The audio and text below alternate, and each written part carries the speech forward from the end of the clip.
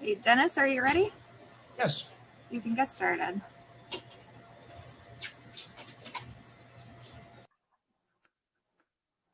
Good afternoon. I'm Dennis Galucki, and welcome to the 400th Imagine Buffalo program, and the 21st virtual Imagine lecture hosted by the Buffalo and Erie County Public Library. Thank you so much for joining us today. There we go.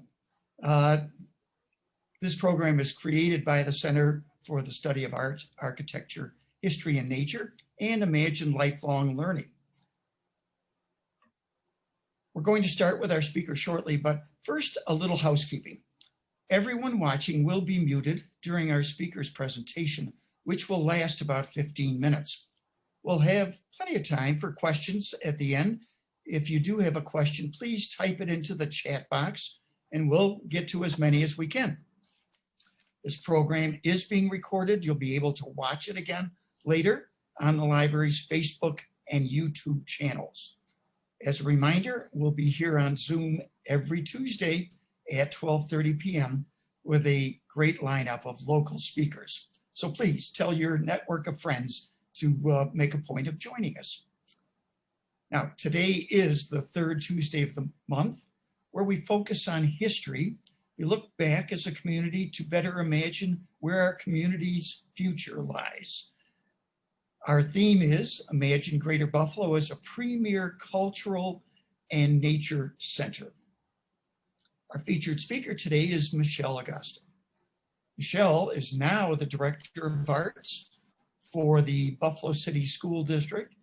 She has served the children of Buffalo since 1994, with 10 of those years as a middle school art teacher in the Black Rock area. Her continued mission is to advance student achievement through the implementation of strong arts education programs that enrich and elevate the lives of all children in the city of Buffalo and beyond. She is currently enrolled in the University of Buffalo's doctoral program for educational leadership and policy. Michele is born of Puerto Rican parents and raised in Washington Heights and Uptown Manhattan. Michele also serves as a director for the Hispanic Heritage Council of Western New York and program committee co-chair for the upcoming Hispanic Heritage Cultural Institute in Buffalo.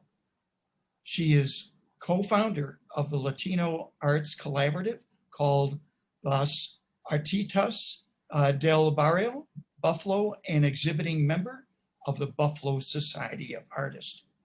Now let's give a welcome to Michele Agosto. Michele? Thank you, Dennis. Thank you so much for that wonderful introduction. And I see some friends out there, so thank you, friends, for coming along and watching. I appreciate your support. I think what I'm going to do is start my presentation. Well, first of all, thank you for joining us. I'm glad that this wasn't in person this year, because the snow and the cold would have deterred some of you from watching. So this actual virtual environment is super helpful at this time. I think I'm going to share my screen, so hopefully this works since we didn't practice this part. And let's see what happens. Okay, and I'm going to put this down here and go here. And hopefully you'll start seeing something, and if not, you may have to ask Leah to jump in with the link.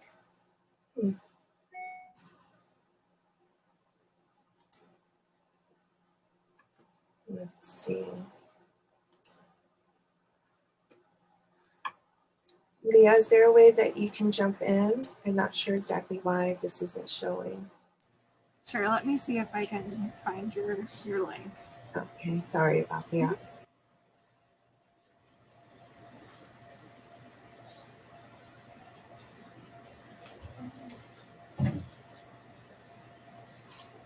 Well, while Leah finds the link, we'll be talking about place-based lifelong learning and how we've used that in the Buffalo Public Schools with some really great partners and collaborators to open up a world that has kind of closed up since COVID-19. And so the district in general, we're in talks with several different organizers and organizations. Thank you, Leah. You're awesome. Yep, just let me know when you want me to switch the slides. Okay, great. Thank you. Thank you, Leah. You're wonderful. So, you know, the district was in a bind of sorts. Obviously, all of our schools had to change what learning looked like in the classroom. Of course, it becoming much remote, and now we're going into some hybrid and in-person models. But for a while, it was kind of crazy. It was a lot of chaos, and teachers and administrators and districts were trying to figure out how we can teach our children in this COVID-19 secluded, quarantined world. And sometime early in the summer, I was doing my own thing, but sometime during the summer, a gentleman named Paul Maurer, which I'll get to in a minute, approached the district with this really great idea. And so I want to kind of start there and end up with what the Buffalo Public Schools is doing. But like a good teacher always does, I'd like to kind of explain and define a little bit about what place-based learning is and lifelong learning is and why they fit so well together. So Leah, we can do that arrow. All right, so we can press the next arrow and go into, you know, what is place-based learning and lifelong learning. And basically it's education and learning and knowledge that leverages the power of place. So, you know, young people, adults, families can learn together in an environment of some sort. It could be in a cultural space, it could be in some sort of environmental space, but it's in a place where learning is cultivated and personalized.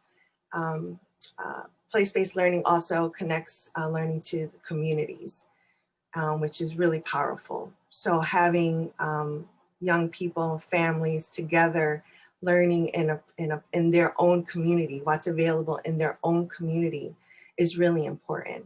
And so the teaching and the learning becomes very immersive and experiential. And it allows for like the culturals and organizations to really take advantage of that learning and become part and collaborate in the process of learning with families and young people, adults, anyone at all. Now, lifelong learning is very much self-initiated. So if you want to become a lifelong learner, you're going to want to do it. You're going to want to take in information, research, analyze, observe, do all those wonderful things on anything that is of interest to you. But it is self-initiated and it is about self-development. And that's the key. It's not forced on you. You have to want to select it and you want to continue that educational knowledge. So it's voluntary, self-motivated. It's always about the pursuit of furthering your thinking and your knowledge. And it's professional or personal. So these two kinds of worlds really intersect really beautifully. And we'll show you that through some of the stuff that we did in Buffalo Public Schools. Next one, Leah. And you can press it again. And so why do we do place-based learning and why do we think lifelong learning is important? Well, because we want growth. Everyone should be growing. No one should stagnate in their thinking, in their learning. And so we had to figure out how to do that. And so, you know, how do you experience a place-based learning, a lifelong learning environment?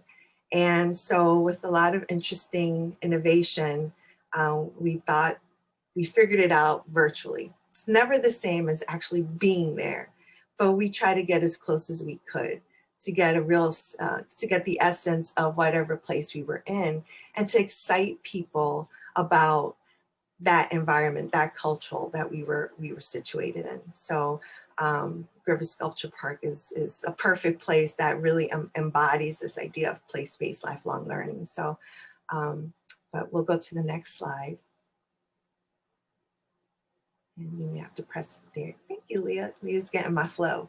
So part of this process is to ensure that you have really amazing community and cultural partners. Now, if you're an individual kind of searching out for your own kind of lifelong learning or place-based learning, you have to seek out these community areas. You have to know where they're at. You know, there are young people in the district who are very unfamiliar with what's actually in their city, right? And it's the responsibility of educators to kind of help them find these places, because some of our parents may not have had these experiences and because of whatever reason are unaware of some of the amazing kinds of cultural and community organizations that are out there. So, you know, I am a fervent advocate of connecting with people to ensure that, you know, everyone, all of our young people, and, you know, can get the best of what Buffalo and West New York has to offer. And so it's all about collaboration. It's like that old joke, you know, how do you get to Carnegie Hall? Practice, practice, practice. Well, how do you get to place-based lifelong learning? Collaboration, collaboration, collaboration. It's all, and lots of love too. So, and we're going to show you how we kind of tied all that in the next slide.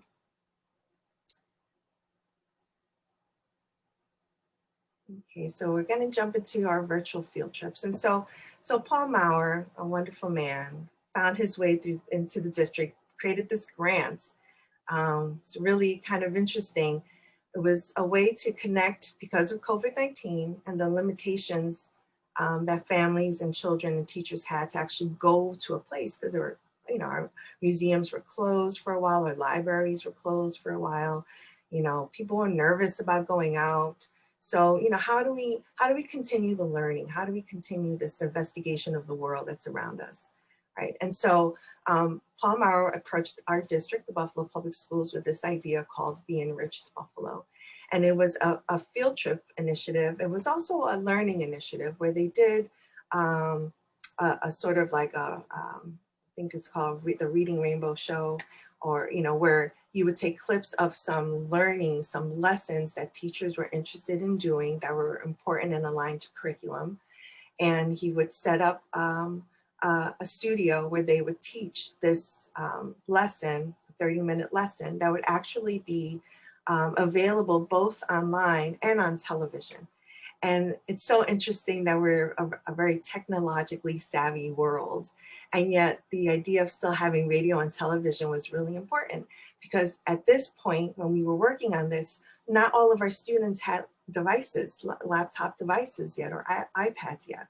So how do you engage students learning if they don't even have some of the devices? Now, many of them did, but some of them didn't, or the broadband was an issue.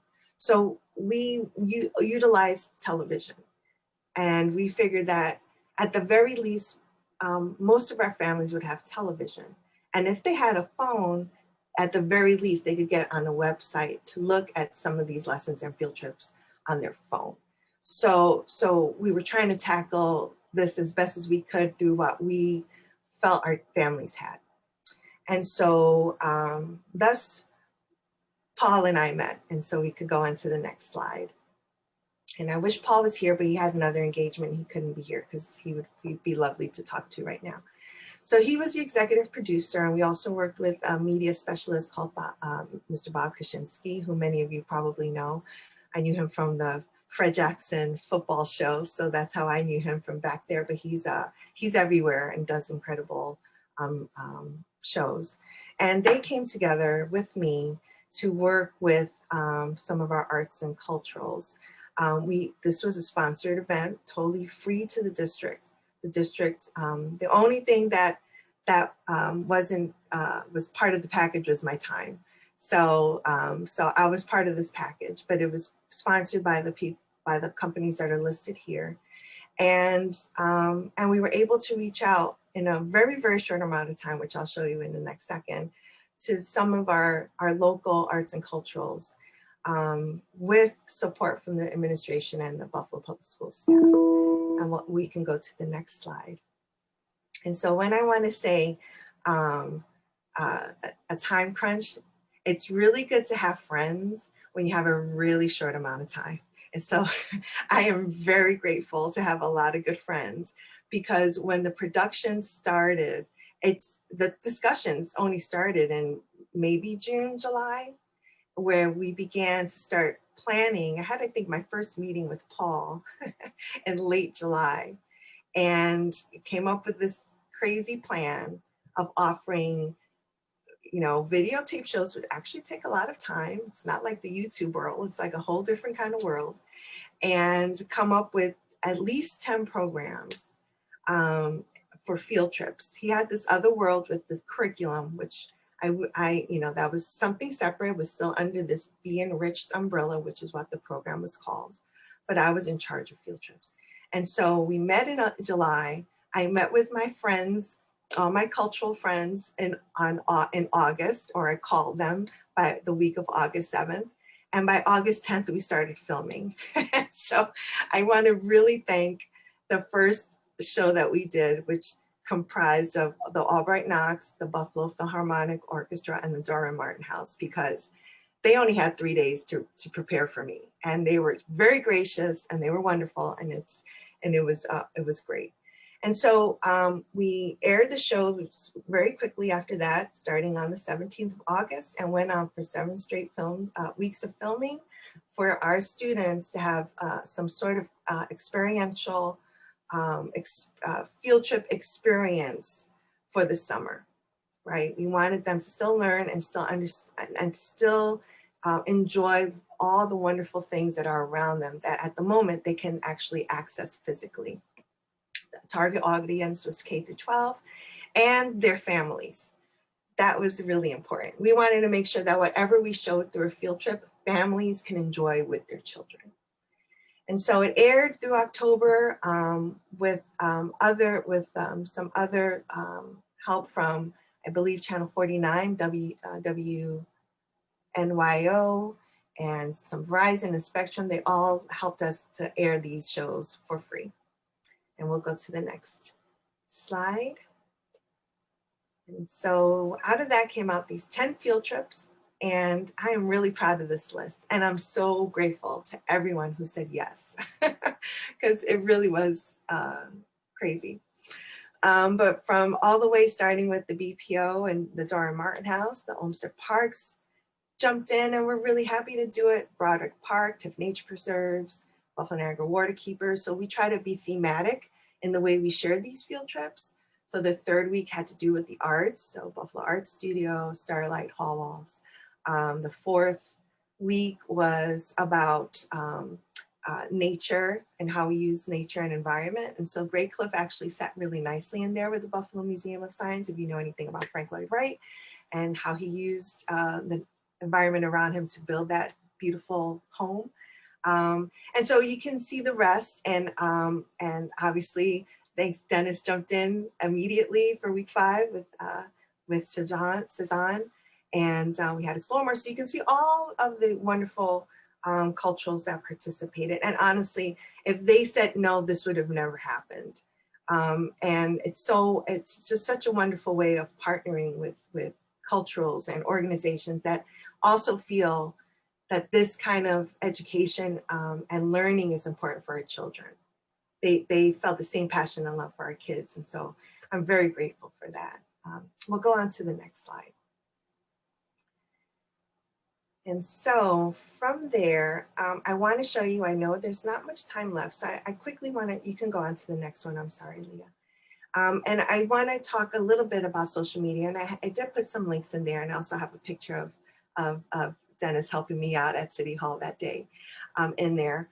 But social media, strangely, it's just such a strange, like, I guess, it's irony in a way, some sort of interesting paradox that, you know, we're using the virtual media to engage children in cultural and environmental learning that really should be taking place in that environment. But because of COVID-19, we just really had no choice. So we tried our best to get as close to experiencing that as possible for families. And so I just want to show you very quickly the links, a couple of links, so that if you want to explore with your own families and your, or just for yourself, I would love for you to take advantage of that. BeEnriched is still up and available, and I think you should be able to click that, Leah. I don't know if you can, hopefully. Yes, yay, it works. And you'll be able to see our website for BeEnriched. And as you can see, there's this distant learning segment to this, as well as the field trip. So if you go right to the field trips tab on the top there, Leah, thank you. And then if you go to watch all field trips, and you'll be able to directly go to the field trips under this website.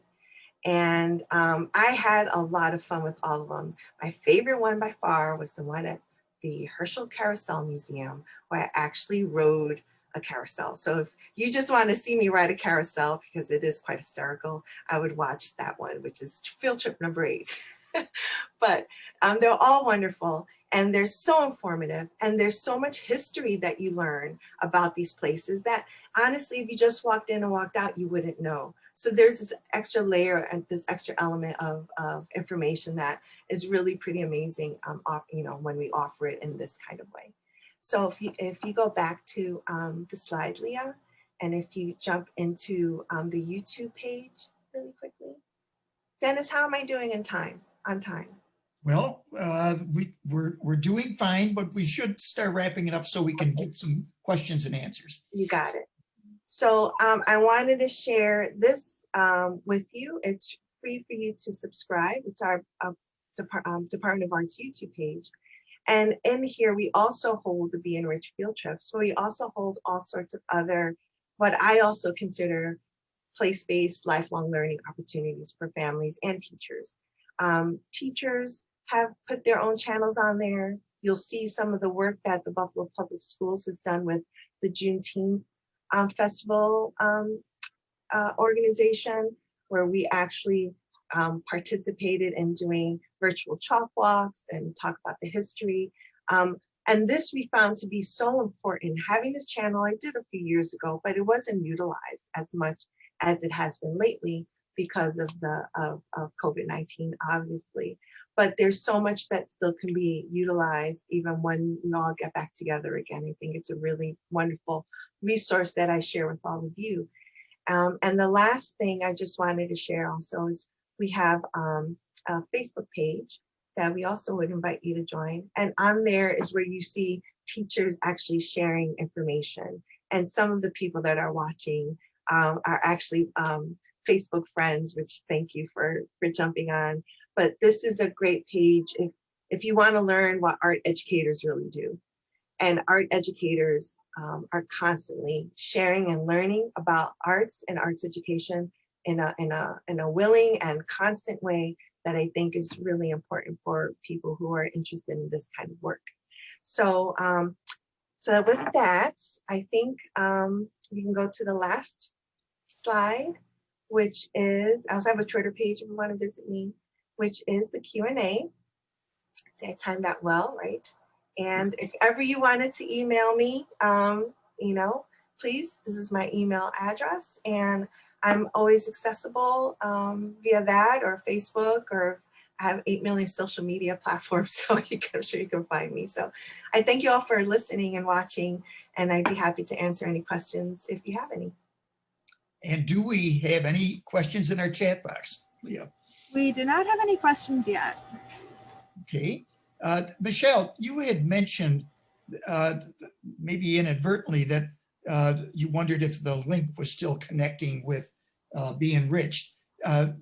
Won't that stay up there? Is there something we can do to archive that link? And I'd hate to lose that production. It's a great, great effort. It is a permanent, it is permanent, so it will be there forever. It's also connected to the Buffalo Public Schools Department of Arts YouTube page. So if you can't locate it for whatever reason, you can't Google it appropriately because it's spelled a little strangely, you can find it through there. But yes, that is a constant that will be there for anyone to access forever and ever. Have you discovered any way in which the various cultural organizations that are included in those 10 field trips, where they're using it to help promote themselves? Have you heard of any?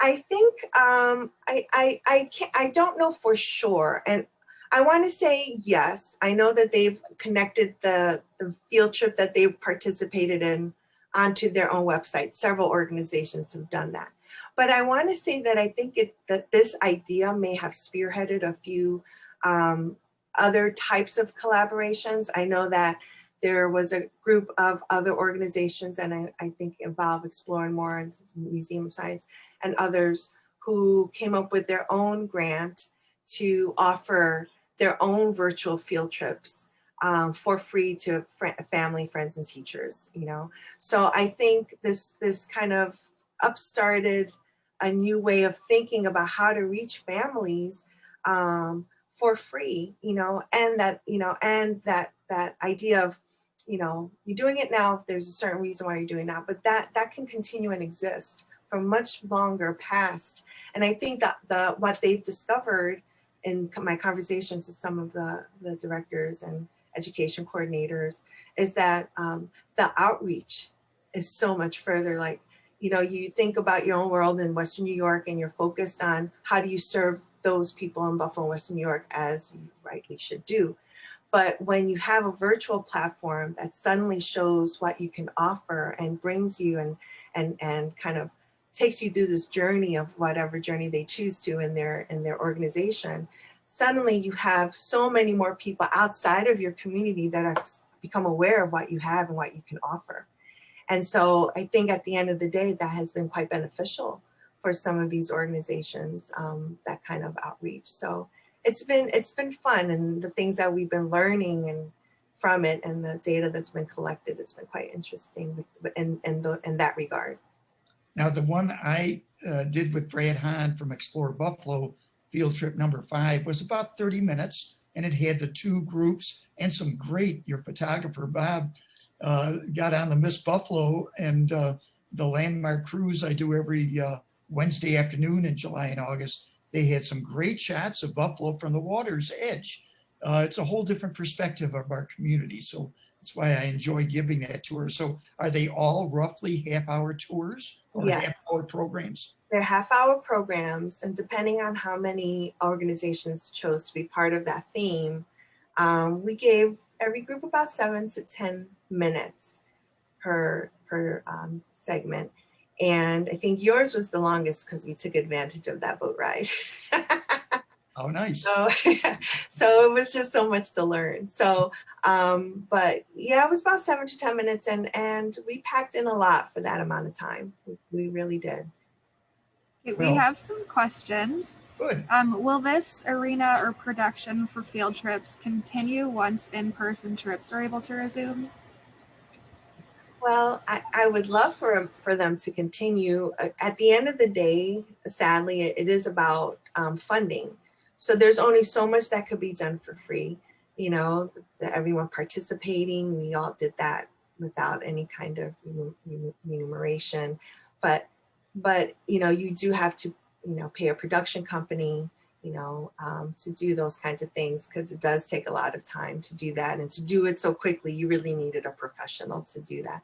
So the hope is that, you know, I know Mr. Maurer is looking to try to fund another similar program. So he's looking for anyone interested in supporting that. He's looking for grants, but you know, that's where it lays. So yes, I'd love to do it, but there is some funding involved. So if there's anyone interested out there who knows someone who'd like to support it, let me know. I'd say Michelle. Michelle, flip that upside down though. It is an archive program. The Martin House, the others aren't going to change dramatically. They are what they are, the Albright Knox. The hope always with something like this is that people's appetite is whetted so that they want to go visit these organizations and get the firsthand tour information. It's as much a marketing piece as well as an educational piece, but it is very tough. I've been a docent for the Martin House for over 20 years and the Albright Knox for over 10, to get those yellow school buses filled with smiling K through 12 students physically from the school to the place. This is not meant to substitute, but it sure is a way to get the place into the classroom. And that was the goal as I understood it. Yeah, agreed. You know, I think that is a really good point. You know, the district is very supportive of field trips. And when they were going, we found a way to kind of satisfy that need. The Albright Knox was a really great partner. The Durham Martin House is a great partner. The Buffalo Museum of Science, Buffalo Philharmonic Orchestra. So we find ways to get groups of kids to some of those institutional or, you know, cultural organizations. But there's so much more out there, right? So there are smaller organizations that we highlighted in this program.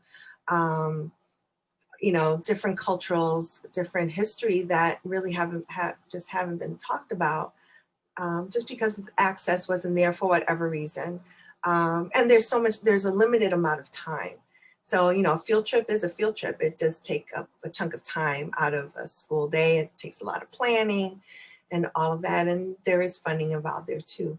So you are absolutely right. This at least gives some sort of accessibility to children and teachers and families that may not have another option.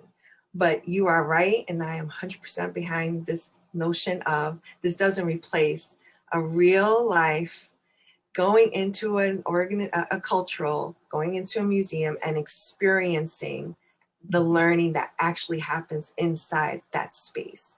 That cannot be replaced. But this is a really good alternative when you just can't do it. Well, our Visit Buffalo Niagara people that promote the city to the country, because we got a lot of expats out there that love Buffalo, live elsewhere. This helps them stay connected with what's going on and tell their friends, show it. That's my hope. I'm going to encourage all the viewers to really do the best they can to take that link and get it out there.